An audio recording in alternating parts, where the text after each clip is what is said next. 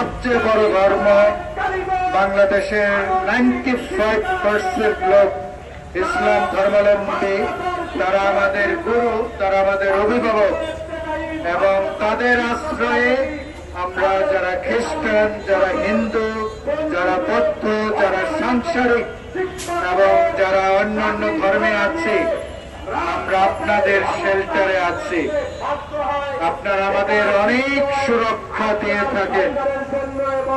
যে মুহূর্তে আমি কথা বলছি তার কয়েকদিন আগে একটা হুমকি পেয়েছি, এবং এটা খুবই গুরুতর, খুবই গুরুতর।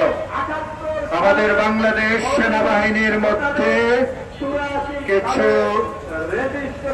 অন্য কোনো না কোনো ভাবে যারা অশান্তি সৃষ্টি করে সেরকম কিছু লোক ঢুকে পড়েছে, এবং এটা নিয়ে বর্তমান বাংলাদেশ সরকার তারা অনেক চিন্তিত। যে কোনো মুহূর্তে বড় বড় স্থাপনাগুলোতে হামলা হতে পারে। পুলিশের যিনি প্রধান আইজিপি তিনি আমাদের সতর্ক করেছেন। বাংলাদেশ সরকার আমাদের নিরাপত্তার ব্যবস্থা করেছে।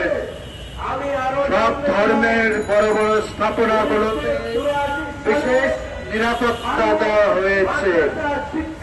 আমাদের পুলিশ, আমাদের বিজেপি, আমাদের বিডিআর, আমাদের সেনাবাহিনী তারা আমাদের সুরক্ষায় অনেক পরিশ্রম করে যাচ্ছে। আমি আমাদের মাননীয় প্রধানমন্ত্রীকে ধন্যবাদ দেই, কারণ তিনি শান্তি চান, তিনি সম্প্রীতি চান। বাংলাদেশের 16 কোটি মানুষ একটা পরিবার, তারা সবাই মিলেমিশে থাকুক, এটা আমাদের প্রধানমন্ত্রীর আন্তরিক ইচ্ছা। আমরা প্রধানমন্ত্রীর হাতকে শক্তিশালী করব, আমরা তার সাথে থাকব, আমরা পুলিশ বাহিনীকে শক্তিশালী করব, আমরা তাদের সাথে থাকব। আমাদের যারা আর্মি আছেন, বিমান বাহিনীতে আছেন, নৌবাহিনীতে আছেন, বিজেপিতে আছেন, র্যাবে আছেন, তাদের হাত শক্তিশালী করব। তা না হলে আমরা বাঁচব না। যে কোনো মুহূর্তে যে কোনো ধ্বংসলীলা বাংলাদেশেও শুরু হতে পারে, এরকম একটা ষড়যন্ত্র, এবং আমাদের সরকার সেটা বুঝতে পেরেছে, তারা নিরাপত্তার ব্যবস্থা করেছে। প্রিয় ভাই বোনেরা, এই যে আমরা ঐক্য ফোরাম, আমরা সবসময় প্রার্থনা করি শান্তির জন্য।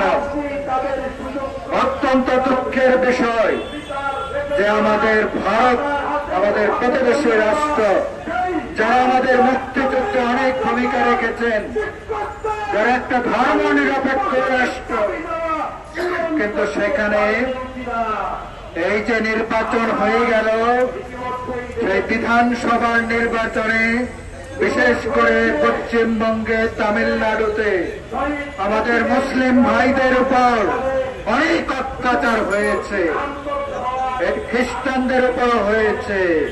তাই তারা যেন সতর্ক হয়ে যান, তারা যেন আমাদের নিরাপত্তা দেন। কারণ পৃথিবীর যে কোনো দেশে সংখ্যালঘু যারা, তারা যদি নিরাপদে না থাকে, তাহলে যারা সংখ্যায় বড় তারাও নিরাপদে থাকতে পারবে না। এটা তাদের মনে রাখতে হবে।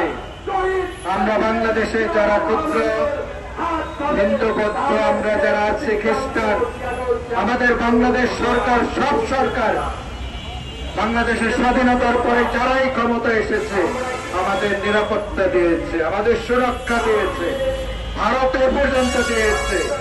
কিন্তু ইদানিং একটু অন্যরকম মনে হচ্ছে।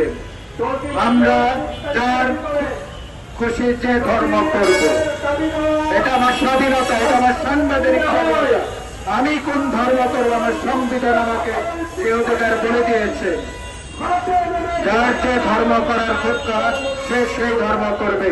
কিন্তু বাংলাদেশের নাগরিক, ভারতের নাগরিক, আমেরিকার নাগরিক হিসাবে আমাদের সবার অধিকার সমান, এটা মানতে হবে।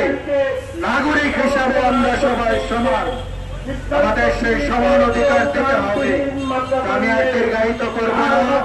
আমরা সবাই যেন শান্তিতে সম্পৃক্ত থাকতে পারি আপনাদের সবার সহযোগিতা কামনা করে